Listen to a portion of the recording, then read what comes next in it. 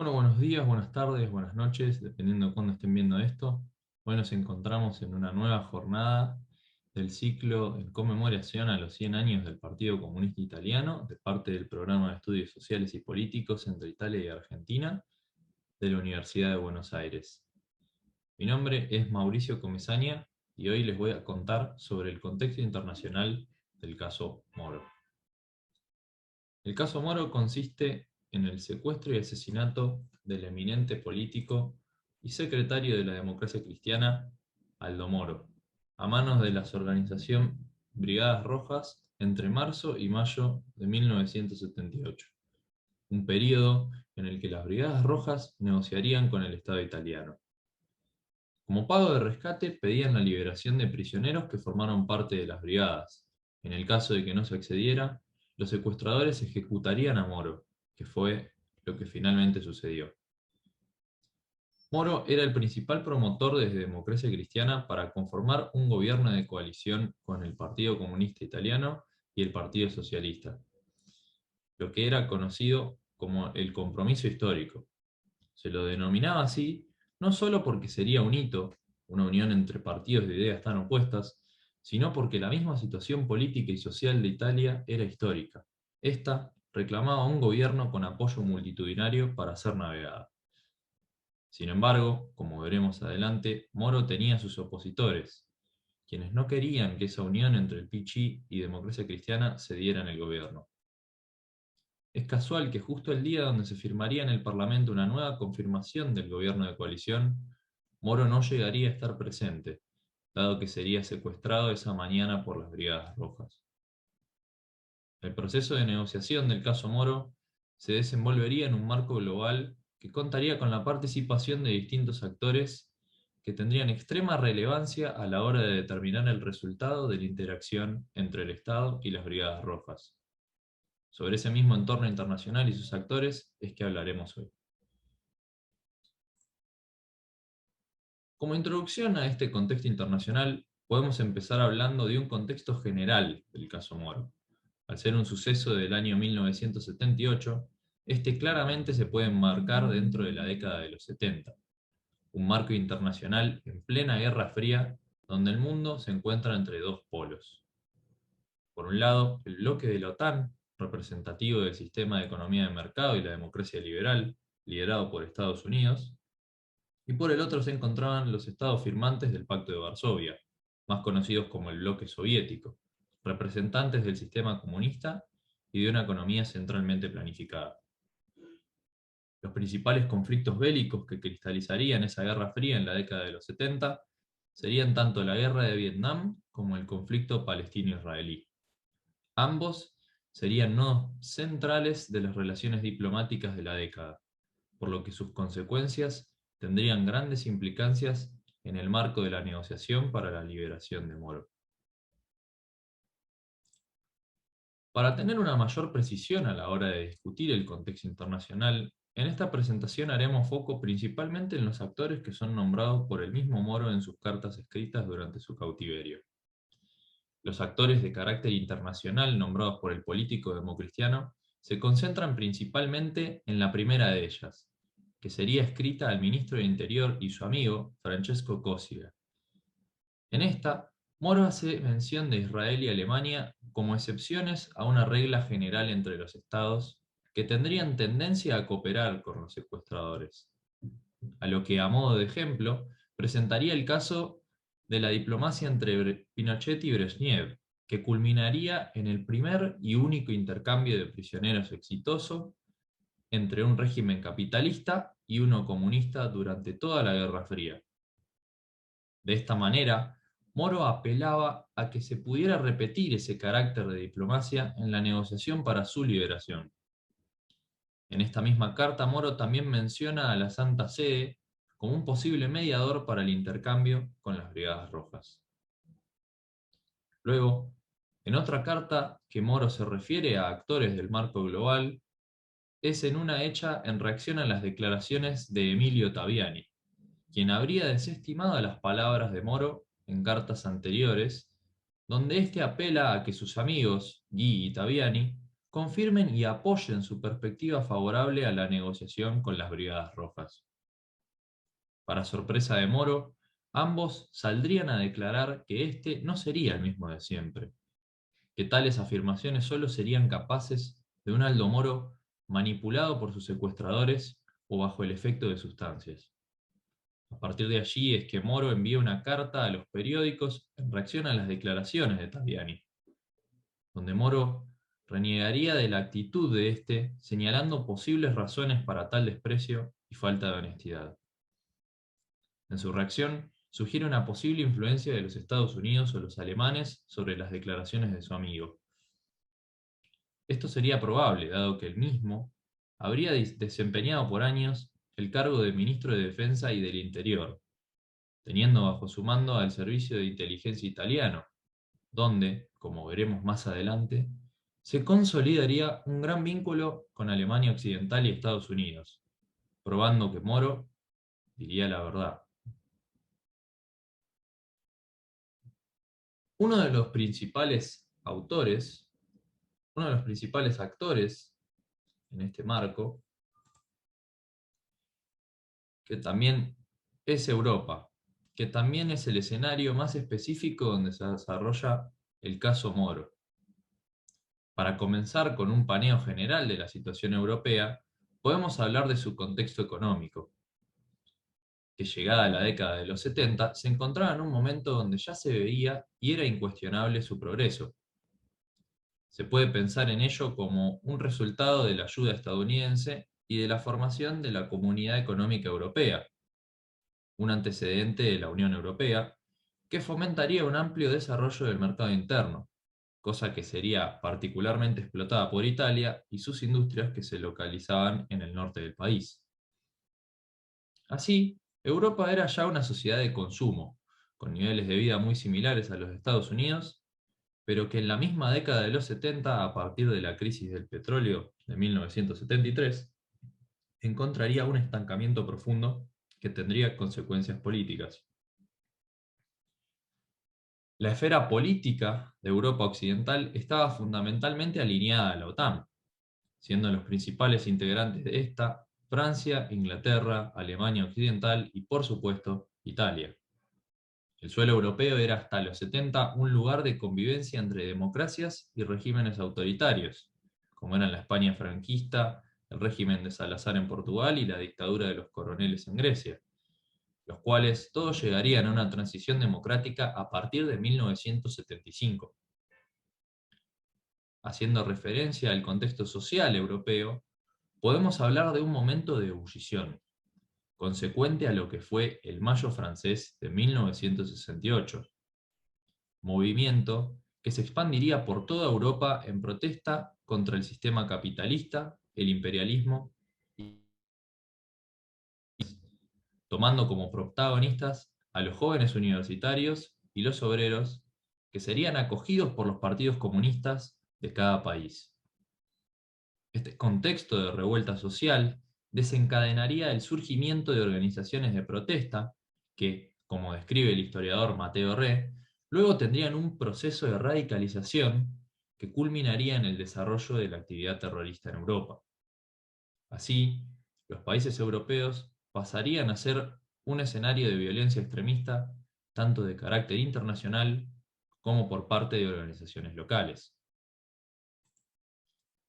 El caso de Alemania Occidental es uno particularmente interesante, no solo por el hecho de haber sido nombrado por Moro, sino también porque es un país muy similar a Italia durante este periodo. Ambos habrían pasado por una experiencia de gobierno fascista y luego instaurarían una república democrática sostenida por Estados Unidos. También los dos presentaban un territorio lindero con el bloque soviético y un contexto social caótico, de cotidiana violencia extremista, con la diferencia de que en Alemania se daría el escenario más concurrido del terrorismo internacional. Así, organizaciones como la RAF, la fracción del Ejército Rojo, conocida también como la banda Baader-Meinhof, tomaría un rol protagónico durante la década. Esta era una organización de extrema izquierda que tenía el propósito de desestabilizar el sistema capitalista atacando al Estado por medio de atentados terroristas. Sus operaciones comenzarían a fines de los años 60 y desde allí en adelante habría constantes eventos en los que la banda se vería involucrada. Una etapa culmen del terrorismo en Alemania, tanto por parte local como internacional, llegaría en el año 1977, en un período que pasaría a la posteridad como el Otoño Alemán. En 1977 se darían 5 eventos que contribuirían en consolidar a escala internacional una manera de tratar con los secuestros terroristas. Específicamente nos referimos a la política de no negociación. Casos emblemáticos que simbolizan esta rigidez frente a los secuestradores serían, por un lado, el secuestro y asesinato de Hans Martin Schleyer, un dirigente empresarial, y por el otro el secuestro del vuelo 181 de Lufthansa, conocido como el Landshut. El caso Schleyer puede incluso tomarse como un antecedente directo con el caso Moro. El dirigente empresarial sería secuestrado por la RAF durante 43 días en los que se extendería una negociación para su liberación.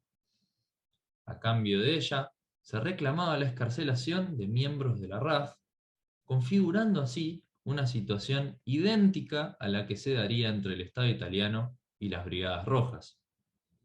En esta oportunidad, el Estado alemán tampoco cedería a las propuestas de liberación, intentando detener a los secuestradores, lo que culminaría con la muerte de Schleyer y la posterior y profundamente misteriosa muerte de todos los miembros de la RAF que eran prisioneros alemanes.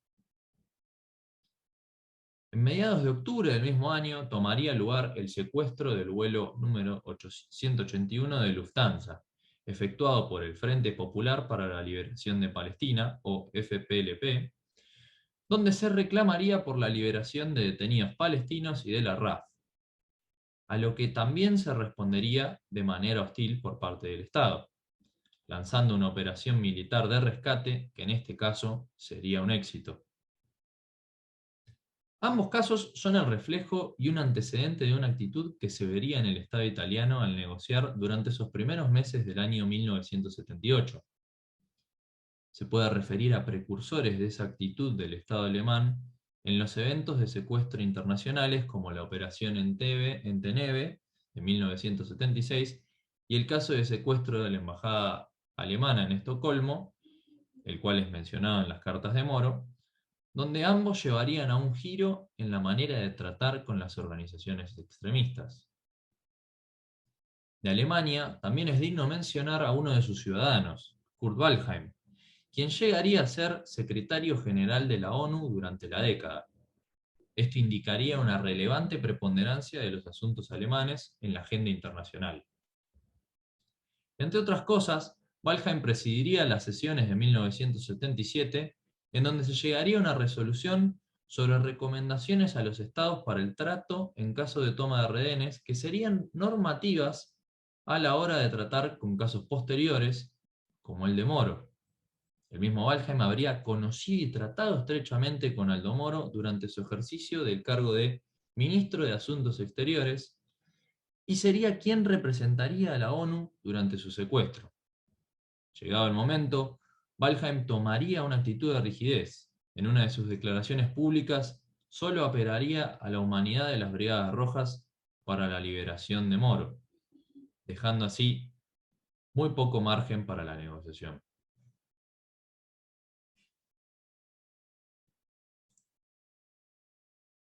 Un segundo actor central en el contexto internacional de los 70 fue la Unión Soviética, cabeza del bloque comunista en este período.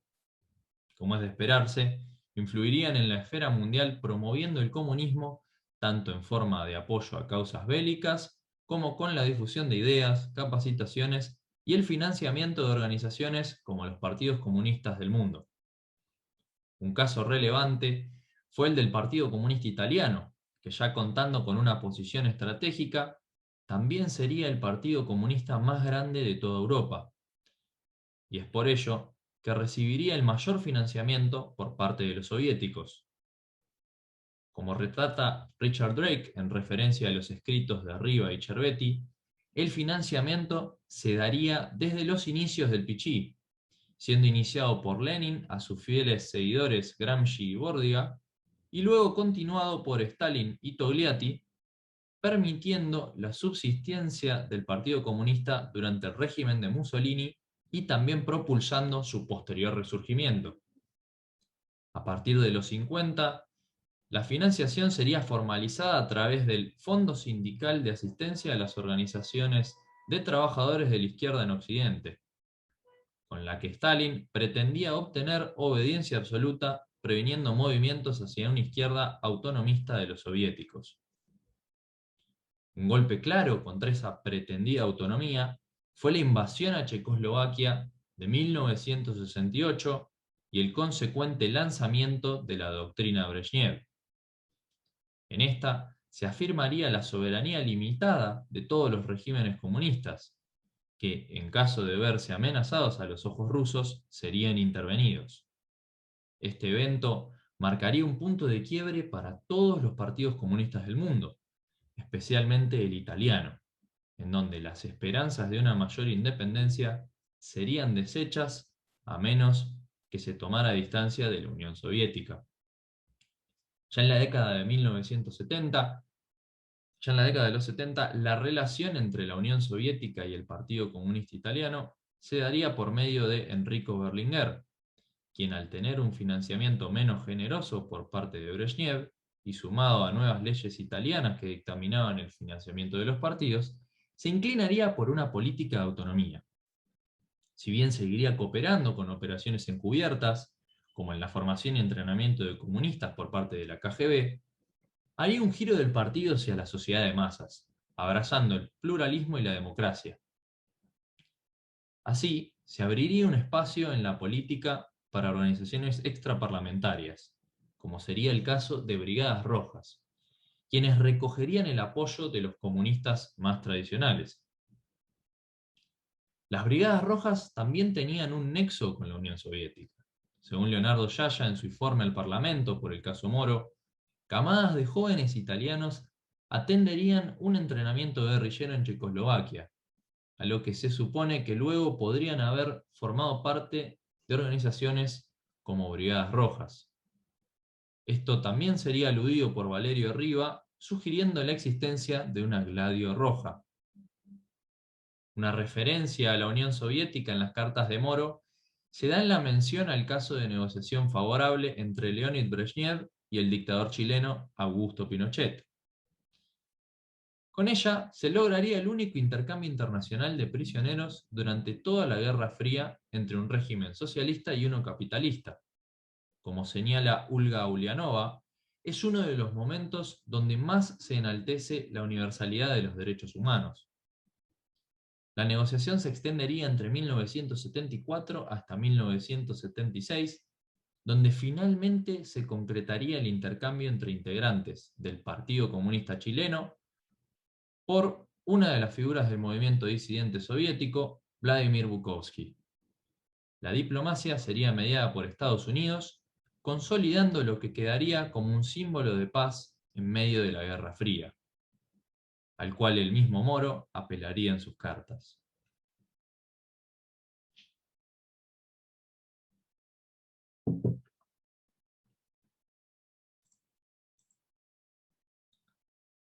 Yéndonos al otro polo de la Guerra Fría, podemos hablar de Estados Unidos y su influencia en el caso Moro, para lo cual vamos a hacer especial referencia a la investigación llevada a cabo por Roberto Fornacier. En esta, a partir de los archivos clasificados de Italia, Inglaterra y Estados Unidos, se describe detalladamente la supervisión de Estados Unidos sobre la relación entre la democracia cristiana y el Partido Comunista Italiano.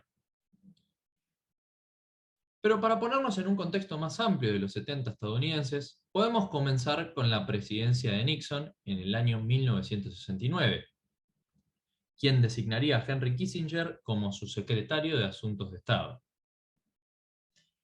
Ambos tenían una percepción de la esfera internacional donde el comunismo era un enemigo a derrotar a toda costa, al cual enfrentarían con su política de distensión.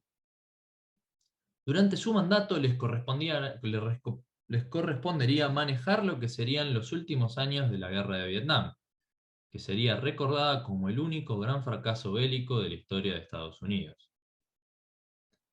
En el entorno social americano de los 70 llegaría una enorme presión para dejar de ser vistos como un régimen imperialista, como se cristalizaría en frases icónicas del Mayo francés, que luego se importarían a sus tierras en conjunto a una lucha por la igualdad de clases y razas. Así fue como a lo largo de los 70, Estados Unidos estaba con una gran presión social por cambiar su imagen y carácter frente a la esfera internacional. Luego del escándalo de Watergate, la política estadounidense necesitaba algo renovador que levantara los reclamos de la sociedad, lo cual llevaría a la llegada de Carter al poder. Jimmy Carter se presentaría en su campaña como alguien mucho más amigable hacia el comunismo y los reclamos de igualdad. Como señala Fornacier, esta campaña de Carter fue tomada por el Partido Comunista Italiano como una posibilidad de alcanzar el poder por medios democráticos, contrastando con la intervención de Nixon en Chile del año 1973, la cual los había dejado sin esperanzas. Esto sería especialmente relevante para la determinación de la conducta de Berlinguer y de Aldo Moro en Italia, quienes perseguirían la posibilidad del compromiso histórico. A partir de la llegada de Carter se intensificarían los intentos de llegar a un acuerdo en el conflicto palestino-israelí, que desembocarían en un acuerdo de paz entre Egipto e Israel en el año 1979. Estos intentos conciliadores condicionarían la esfera internacional a la hora de negociar con organizaciones como la Organización para la Liberación de Palestina, OLP, que, como veremos más adelante, tendrían conexiones con las Brigadas Rojas. Haciendo un análisis más particular, podemos pasar a hablar específicamente de la relación entre Italia y Estados Unidos. Como sabemos, ambos formaban parte del bloque de la OTAN, donde Estados Unidos era considerado líder. Las relaciones entre Italia y Estados Unidos se intensificarían a partir de la Segunda Guerra Mundial. Luego de la caída de Mussolini, Estados Unidos promociona la conformación de la Primera República Italiana con un régimen democrático y federal. A su vez, Italia obtendría asistencia económica americana con lo que fueron sus pagos por la reconstrucción por la guerra y el conocido Plan Marshall. El pivote principal de Estados Unidos en Italia estaría en la democracia cristiana, que, como cuenta Fornacier, sería financiada siempre y cuando se cumpliera la condición de dejar fuera del gobierno a los comunistas. Ya en la década del 70, luego de 20 años de gobierno indiscutido de la democracia cristiana, los aires políticos estaban enturbiados. El comienzo de las revueltas estudiantiles y obreras, la crisis económica global, escándalos internos de corrupción y una nueva táctica política del Partido Comunista llevarían a la necesidad de un apoyo más amplio para gobernar el país mediterráneo. Las visiones sobre qué hacer con el Pichí generaron divisiones al interior de Democracia Cristiana, que se harían claras a partir de 1968. Por un lado estaría el ala más conservadora, llamada los Doroteos, y por el otro, la facción más benevolente con el Partido Comunista, encabezada por Aldo Moro. El Pichí, a partir de que se había abierto a una asimilación de la democracia, venía creciendo a cada elección durante la década de los 60 y principios de los 70, por lo que Nixon y Kissinger decidieron tomar cartas sobre el asunto, dado que veían en ello un grave peligro. El embajador americano en Italia en ese momento era Graham Martin. Él le daría su diagnóstico a Kissinger sobre la situación italiana y las expectativas frente al Partido Comunista. Así, le recomendaría al secretario de Estado que no confíe en los comunistas, que ellos no conservarían el carácter democrático una vez que alcanzaran el poder. El embajador americano habría inspirado su diagnóstico en los comentarios de su amigo Lucio Piccoli, uno de los Doroteos, y también sería compartido por diplomáticos británicos.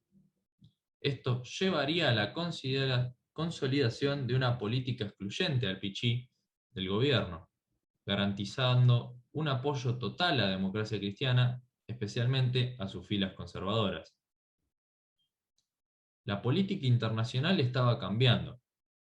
Nixon, que visitó Italia en enero de 1969 y septiembre de 1970, desarrollaría una política de distensión con los principales estados comunistas, la cual lo llevaría a realizar históricos viajes a Moscú y Pekín en la primera mitad de 1972.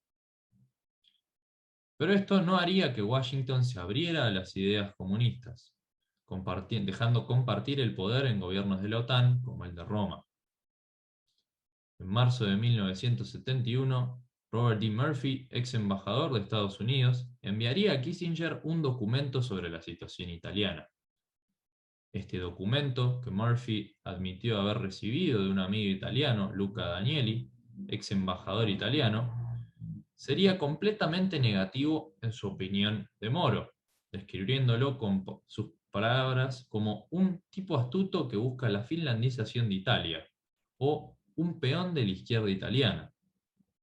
A partir de esto, se iría conformando una imagen de Aldo Moro y su facción centrista, la cual lo haría ver como alguien de quien mejor deshacerse. En agosto de 1974 llegaría la renuncia de Nixon debido al escándalo de Watergate y su reemplazo por el ex vicepresidente Gerald Ford.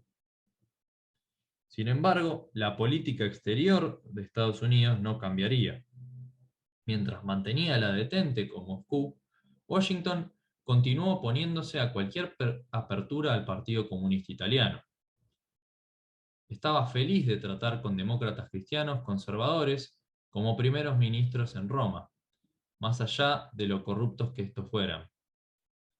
La suposición básica de Estados Unidos seguía siendo que si el PCI entraba en el gobierno, la política exterior italiana se reorientaría, poniendo en duda la relación del país con la OTAN y el uso de bases militares estadounidenses en suelo italiano. Incluso creían que de llegar el PCI al poder, comenzaría la expropiación y nacionalización de las fábricas de propiedad estadounidense.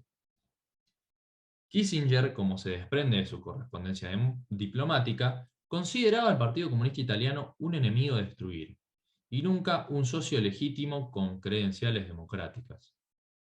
Según el izquierdista de Democracia Cristiana Giovanni Galloni, en septiembre de 1974, cuando Moro y Giovanni Leone, el presidente de la República, estaban en Estados Unidos, Kissinger se acercaría a Moro durante una velada en el consulado italiano de Nueva York y le diría: no soy católico y no creo en los dogmas, pero no puedo entender su enfoque de la política y lo considero un elemento muy negativo. Kissinger claramente hacía alusión a sus proyectos de compromiso histórico.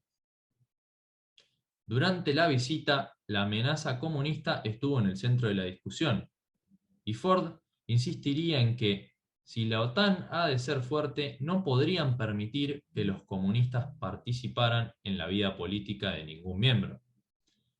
Mientras, Kissinger expresaría su preocupación por los intentos del PCI de parecer una fuerza democrática, la cual podría hechizar a los votantes moderados. 1976 sería año de elecciones tanto en Italia como en Estados Unidos. La diferencia de votos entre la democracia cristiana y el PCI era pequeña. El Partido Comunista resultaría ser un partido a respetar. Junto con el clima de inestabilidad económica y política, el gobierno de Moro, que era primer ministro desde 1974, sería puesto a prueba y un compromiso histórico se veía como una posibilidad cada vez más real. Sin embargo, este no sucedería. Para pasar la crisis, se le concedería a Italia ayuda económica a partir de una cumbre de G7 en Puerto Rico, a condición de que las políticas de exclusión al comunismo se mantuvieran firmes.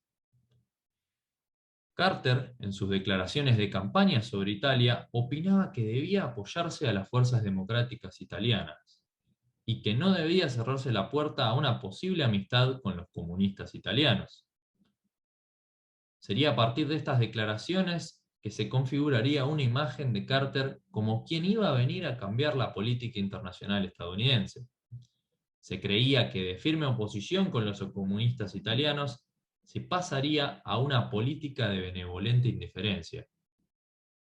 Sin embargo, a pesar de las moderadas declaraciones de Carter, no habría un cambio significativo en el gobierno de los Estados Unidos al tratar con el Partido Comunista Italiano en su conjunto. El nuevo consejero de Seguridad Nacional, Zbigniew Brzezinski, recuerda en sus memorias que Carter consideraba la deriva hacia la izquierda en Italia como potencialmente el problema más grave que tendrían en Europa. A partir de 1976 fue Andreotti quien tomaría el cargo de primer ministro, pero ya asumiría con la necesidad de cooperar con el PCI, dado los resultados electorales. Para ir ganando reputación, el Partido Comunista ayudaría a Democracia Cristiana a llevar a cabo su programa de gobierno, absteniéndose a votar en el Congreso y el Senado. Andreotti tenía presión por ganar la aceptación del PCI por parte de la OTAN. Sin embargo, Carter no se convencía de las intenciones de los comunistas y declaraba que, si bien Estados Unidos no interferiría en las políticas internas de Italia, no podrían ser indiferentes al resultado de los cambios políticos. Los americanos y británicos estaban al tanto de la cooperación interparlamentaria de los partidos italianos y creían que la cooperación institucional finalmente llevaría a una aceptación general de los comunistas al poder. En 1978, Berlinguer llamaría a un gobierno de coalición por la situación de emergencia nacional. La oferta estaba abierta y Moro lo veía como una buena idea, pero la política básica de Estados Unidos se mantuvo sin cambios. El 10 de enero del mismo año, un documento estadounidense comentaría las opciones de Andreotti, a la luz de que el PCI pusiera fin a su política de abstención en votos cruciales. De ser así, la Democracia Cristiana solo sería capaz de disolver el Parlamento y pedir nuevas elecciones, o intentar arreglar un acuerdo, un compromiso con el PCI que podría tener consecuencias apocalípticas, incluido un mayor impulso al terrorismo como el único vehículo eficaz para protestar contra el gobierno. Un día después, en una reunión entre el embajador Garner y miembros del Departamento de Estado, la CIA, la Casa Blanca y el Consejo de Seguridad, prevalecería la opinión de que el PCI aún no había evolucionado completamente hacia la democracia y que todavía se basaba en principios leninistas y stalinistas. Por estas razones, el grupo consideró vital reafirmar la abierta oposición estadounidense a cualquier gobierno que incluyera elementos comunistas. Menos de 24 horas después, llegaría la declaración oficial. John Ratner, el portavoz del Departamento de Estado, sería categórico al afirmar que Washington no vería bien la participación del PCI en el gobierno, sepultando así toda esperanza de inserción internacional de un compromiso histórico. En resumen, el historiador Fornacier concluye que las políticas frente al comunismo en Italia se mantendrían firmes desde la era Kissinger, con una fuerte oposición a la participación de estos en el gobierno. Así, la visión de Moro sería relegada al ostracismo por parte de Estados Unidos durante toda la década de los 70. En paralelo a toda esta interacción diplomática de idas y venidas entre Democracia Cristiana y la Casa Blanca, como política de defensa de los estados de la OTAN, se había adoptado lo que fue conocido como la Red Stay Behind, Operación Gladio. Este era una red clandestina de resistencia destinada a luchar contra una posible invasión soviética. Como relata el historiador Daniel Ganser, al terminar la Segunda Guerra Mundial, los servicios secretos del ejército italiano, el Servizio di Informazioni delle Forze Armate, o SIFAR, había firmado con la CIA un acuerdo sobre la organización de la actividad de una red clandestina post-invasión. Acuerdo designado con el nombre de Stay Behind. En él se renovarían todos los compromisos anteriores que implicaban a Italia y Estados Unidos. La cooperación entre la CIA y los servicios secretos militares italianos se encontraría bajo la supervisión y coordinación de los centros encargados de las operaciones de guerra clandestinas de la OTAN, Esta red saldría a la luz en la década de los 90, gracias a declaraciones de Giulio Andreotti, Vito Micheli, Vincenzo Vichinguerra y Franco Freda, a partir de las investigaciones sobre atentados terroristas llevadas a cabo por el juez Felice Casson. Sus investigaciones revelaban la injerencia de Gladio en la política italiana, siendo esta la posible promotora de una política de tensión en conjunto con grupos de extrema derecha italianos. Como explicaba Vichinguerra, uno de los ex miembros de la organización extremista Ordine Nuovo, responsables de la bomba de Piazza Fontana, la estrategia de tensión consistía en, y cito sus palabras, había que actuar contra los civiles, contra la gente del pueblo, contra las mujeres, los inocentes, los anónimos desvinculados de todo juego político. La razón era muy simple. Se suponía que tenían que forzar a aquella gente, al pueblo italiano, a recurrir al Estado para pedir más seguridad. Fin de la cita. De esta manera, la estrategia de la Red Gladio era promover un nuevo gobierno autoritario de derecha que protegiera a Italia de un ascenso del comunismo al poder. El medio para ello era provocar atentados e inculpar a las organizaciones de izquierda como Brigadas Rojas. Esta red secreta, según Ganser, sería la responsable de facilitar los atentados de Piazza Fontana, el atentado de Peteano y un intento de golpe de Estado por parte de los servicios de inteligencia italianos en el año 1964.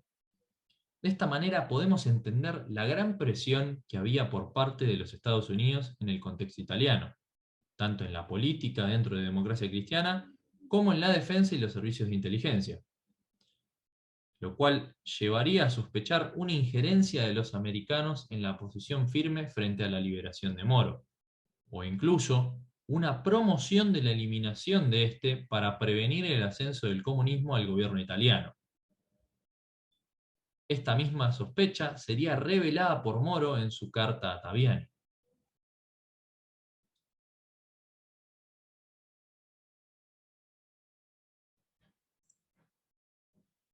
Como sabemos, Moro hace mención en sus cartas de Israel y su rigidez a la hora de negociar con secuestradores.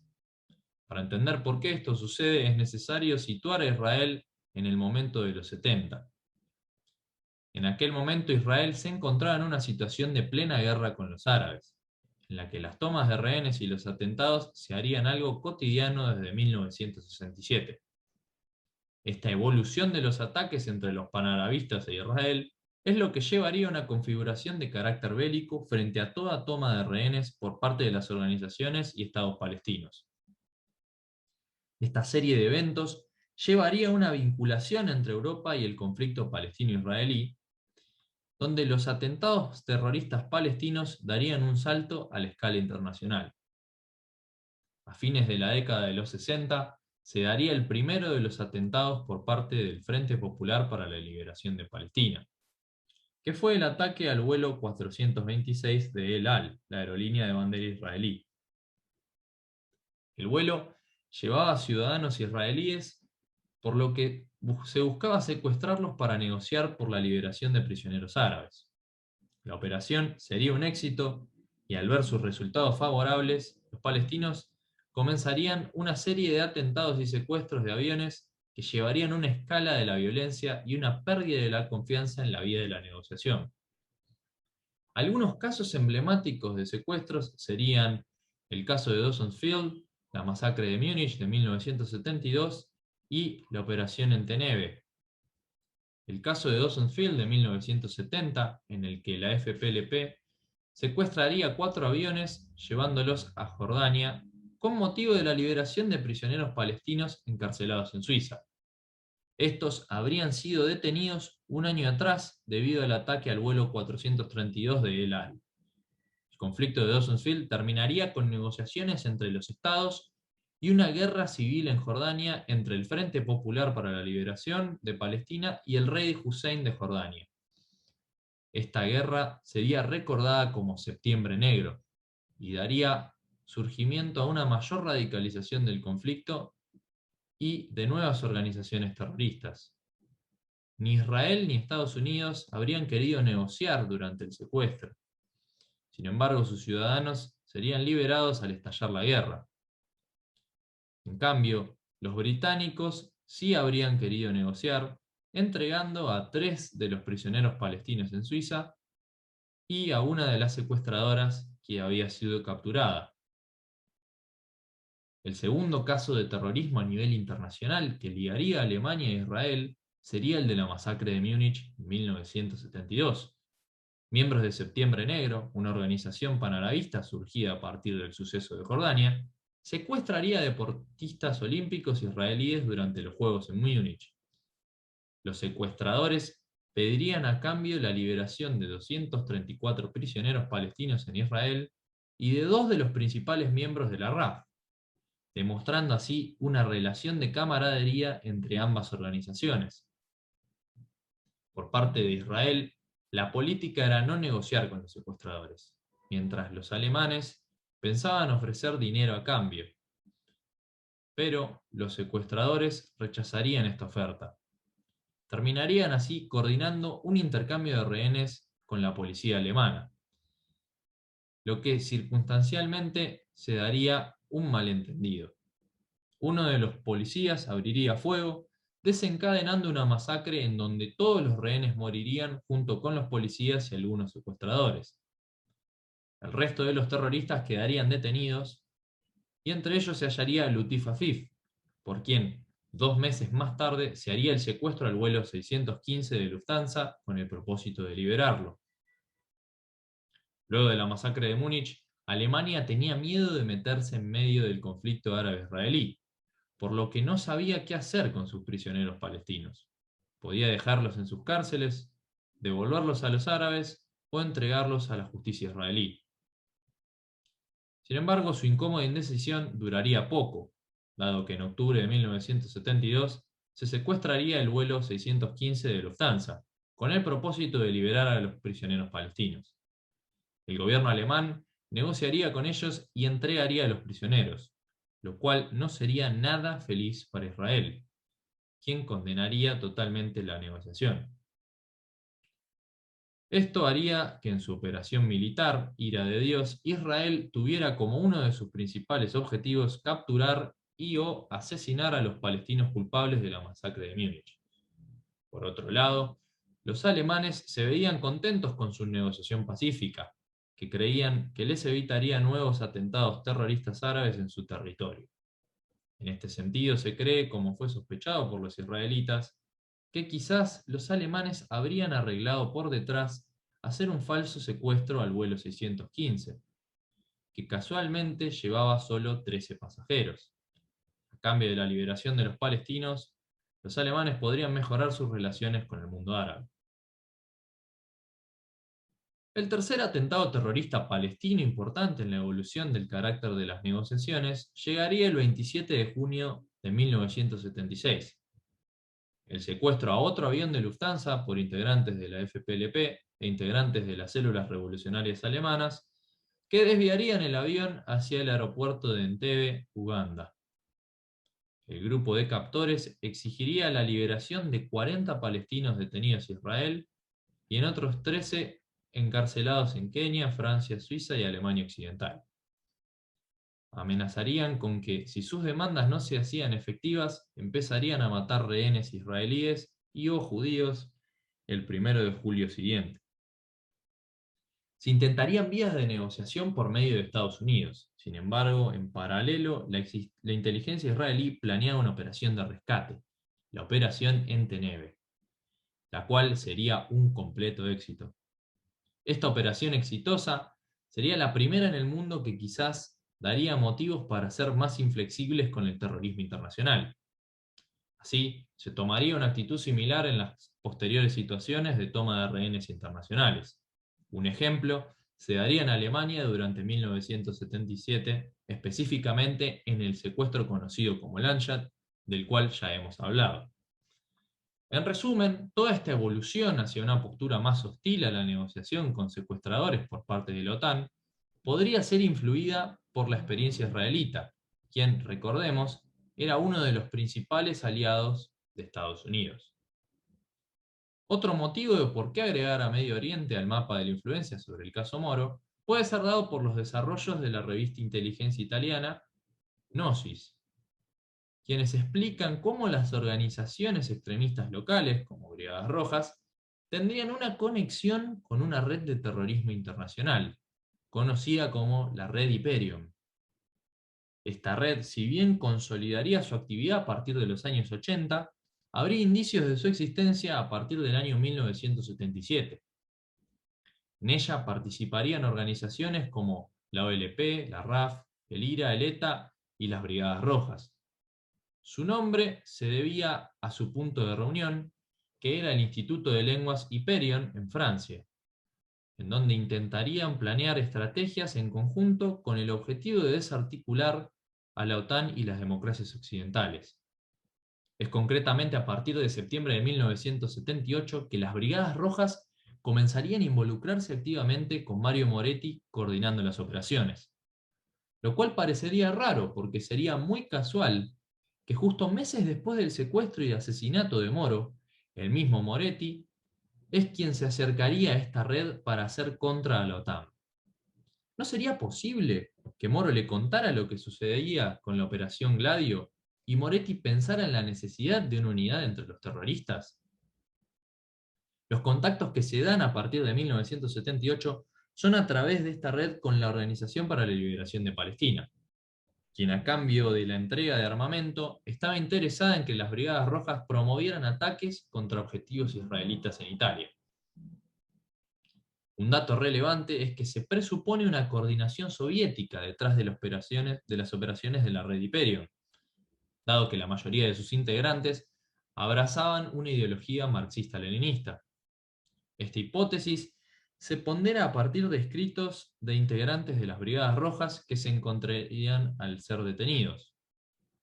En los escritos se menciona un rol activo y coordinante de la KGB, que estaría interesada en hacer caer a la Alianza del Atlántico junto con los partidos socialdemócratas y el ala más democrática del OLP encabezada por Arafat. Más allá de la supuesta coordinación soviética, lejos de ser una relación jerárquica, las Brigadas Rojas se sentaban a negociar en la red Hyperion en igual de condiciones que los demás actores. Así, Hyperion sería más un club de favores que una organización estructurada. Esto se coincidiría con lo escrito por Yaya en su informe al Parlamento, sobre la certeza de que las organizaciones terroristas de extrema izquierda tuvieran comunicaciones internacionales con países de Oriente Medio. Por último, es obvio mencionar que el conflicto palestino-israelí tendría consecuencias de escala mundial, especialmente si nos referimos a la esfera económica. Es a partir de 1973 donde la guerra de Yom Kippur entre los estados árabes e Israel tendría como consecuencia de la derrota de los árabes un embargo petrolero a todos los países que apoyaran a Israel. Recordemos que en ese momento el petróleo era el principal insumo mundial y la mayor parte de este era provisto por la misma OPEP. De esta manera, el embargo llevaría a una gran subida de costos para todas las actividades de la vida cotidiana en Occidente. Esta suba de costos, sumada a las consecuencias de la salida de Bretton Woods en 1971, desembocarían en una disparada de la inflación del dólar americano, produciendo en conjunto una recesión de escala mundial. En Italia aumentarían las protestas de los trabajadores y los gastos del Estado serían insostenibles, para lo que sería necesario pedir dinero a Estados Unidos.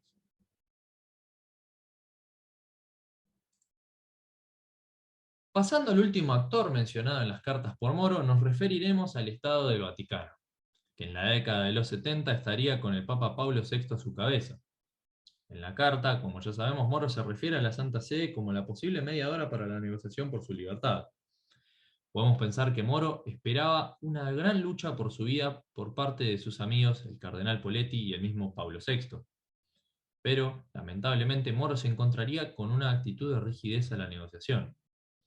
En la carta del Papa a las Brigadas Rojas, el mismo apelaría a la humanidad de estos para que dieran la libertad a su amado amigo Aldo Moro.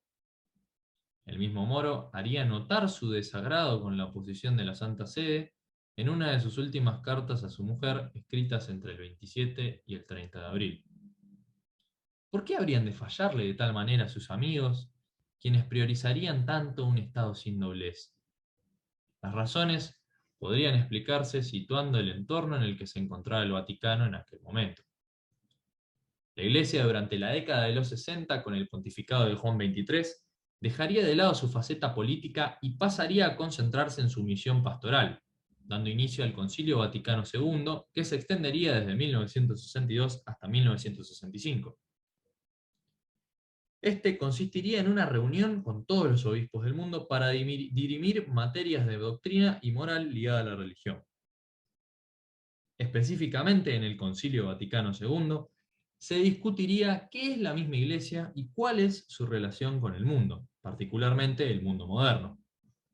A partir de este concilio, se tomarían perspectivas más concretas sobre la mirada de la Iglesia hacia la política, la democracia, la vida laboral moderna, la economía de mercado y el comunismo y demás. En resumen, eran tiempos de cambio al interior de la Iglesia y el concilio necesitaría tiempo para ser interpretado, cosa que aún hasta el presente se sigue discutiendo en algunos círculos católicos. Así, se entiende cómo quizás el Vaticano y los católicos de una etapa reciente del concilio se podrían sentir desorientados. Gracias al halo de novedad que traen los cambios, todos los católicos gozarían de una mayor flexibilidad al manejarse en estos tiempos. Algunos de ellos, como las filas más progresistas de la democracia cristiana y el mismo Aldo Moro, especialmente se aprovecharían de este halo de novedad. A su vez, como relata Christopher Dugan, hay que entender que los 70s, anteriores a la llegada de Juan Pablo II, serían un momento de decadencia de la Iglesia en Europa. Debido a la propagación de una sociedad consumista y la revolución cultural posterior al Mayo francés, las sociedades europeas se irían tornando cada vez más seculares, llegando a un descenso fenomenal en la asistencia a la misa de los domingos. Es así fácil de entender cómo el poder de la Santa Sede se veía disminuido durante este periodo, a lo que le costaría mucho más ejercer presión para ciertas causas sociales, como podrían ser la liberación de Aldo Moro. No toda la curia romana era un bloque posicionado a favor del personaje que representaba a Moro, quien era un claro reformista que quería unidad con los comunistas. Sin embargo, se conoce muy bien la actitud del Papa Pablo VI, quien era muy favorable hacia él. Según John Allen, llegaría a ofrecer como propuestas para la liberación de su amigo grandes sumas de dinero o incluso intercambiar su lugar por el de Moro. Ambas serían propuestas que nunca llegarían al público general, y solo años más tarde Giulio Andreotti las revelaría, quien fuera el primer ministro italiano durante ese momento.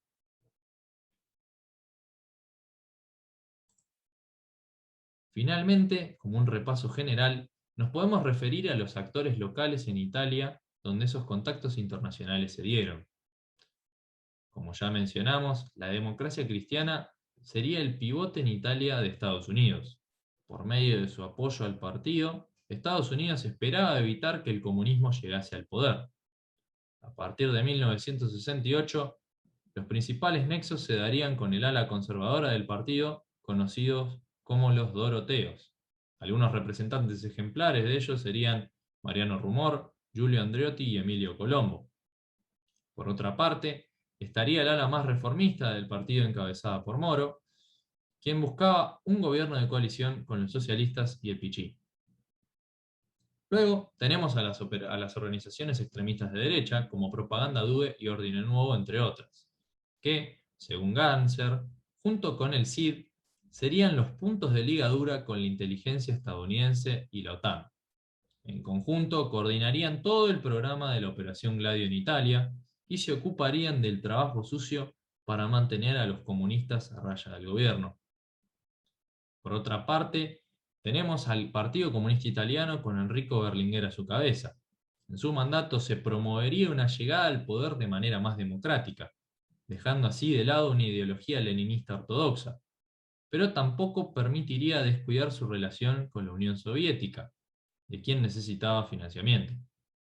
Para ello, Berlinguer debería moderar su autonomismo, que también le generaba críticas de las alas comunistas más conservadoras, cuyos reclamos serían recogidos por las organizaciones como Brigadas Rojas, Lota Continua y demás. En el caso de estas últimas, como ya contamos, También poseían una ligadura con la esfera internacional a través de la red terrorista Hyperion y con la Unión Soviética. Sería relevante para entender esto en mayor profundidad una explicación del entorno social y político de la misma Italia, para lo cual recomiendo escuchar todas las demás jornadas de este ciclo, específicamente la entrevista a Mauro Pasqualini y el análisis de las cartas de Moro. Por lo pronto, sabemos que después del secuestro y asesinato de Moro, la imagen tanto de Democracia Cristiana como del Pichí y todos los actores no sería la misma. El compromiso histórico que estaba por dar un avance esa mañana de marzo de 1978, luego de la muerte de Moro, pasaría a ser solamente historia. Una buena manera de cerrar esta jornada puede ser con una cita del comienzo del caso Moro de Yaya, un libro que fue central en la investigación y que nos permitió entender la manera en que todos estos hilos se cruzan. Dice Yaya: en la formación de todo gran acontecimiento se da un concurso de acontecimientos menores, tan pequeños que a veces pasan desapercibidos, los cuales, con un movimiento de atracción y agregación, convergen hacia un punto, hacia el centro de un campo magnético en el que cobran forma, precisamente la del gran acontecimiento. En dicha forma que todos juntos cobran, ningún acontecimiento menor es casual o fortuito. Las partes, por moleculares que sean, hallan su necesidad, y por tanto su explicación en el todo, y el todo en las partes. Desde el equipo esperamos haber podido mostrar en esta exposición algunas de esas partes para poder contribuir a un mejor entendimiento del todo que hoy recordamos como el caso Moro. Muchísimas gracias por su atención.